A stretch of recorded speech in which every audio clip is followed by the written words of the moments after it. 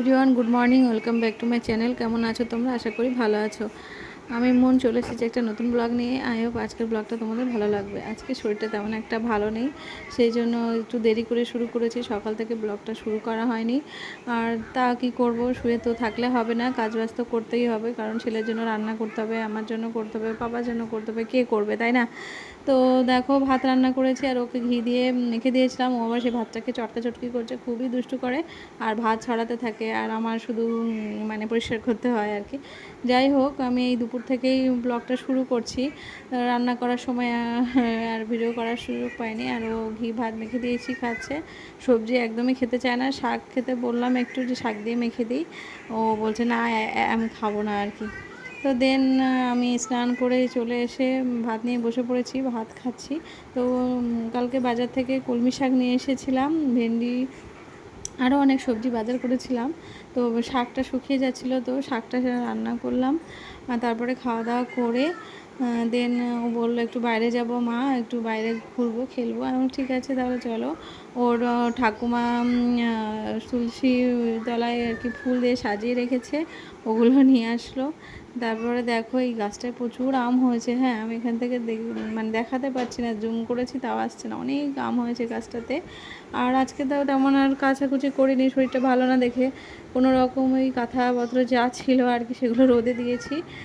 আর এই যে বিকেলবেলার দিকে ও একটু ঘুমাচ্ছিল, তখন আমি উঠে রান্না করতে চলে এসেছি। কারণ ইভানের পাপা এসে ভাত খাবে, শুধু ভেন্ডি তরকারি আর শাক দিয়ে খেতে পারবে না।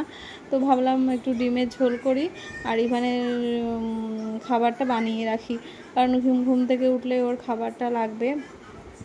এই যে খাবার বানিয়ে দিয়েছি। এর মধ্যে আছে আপেল, কলা, আর হচ্ছে খেজুর, আর হচ্ছে একটু আটা দিয়ে একটা প্যানকেক করে দিয়েছি।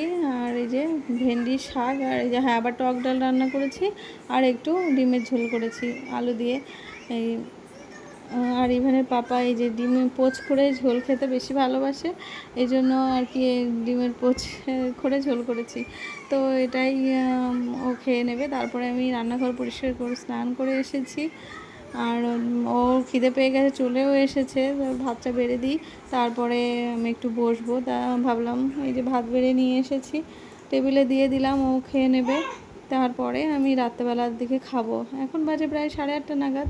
তো ও বললো খাও। আমি বললাম না, আমি এখন 8:30 সময় ভাত খাবো না, একটু রেস্ট করবো, একটু চা খাই, তারপরে আমি ভাত খাবো।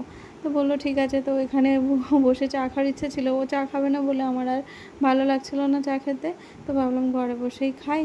আর এর মধ্যে ইভান উঠে তো দুষ্টুমি শুরু করে দিয়েছে। ও আবার ঘুমটা ভাঙলে একটু অনেকক্ষণ শুয়ে থাকে। ওর বায়না হচ্ছে চা খাবে, ওকে চাটা দেওয়া হয়নি, এর জন্যই।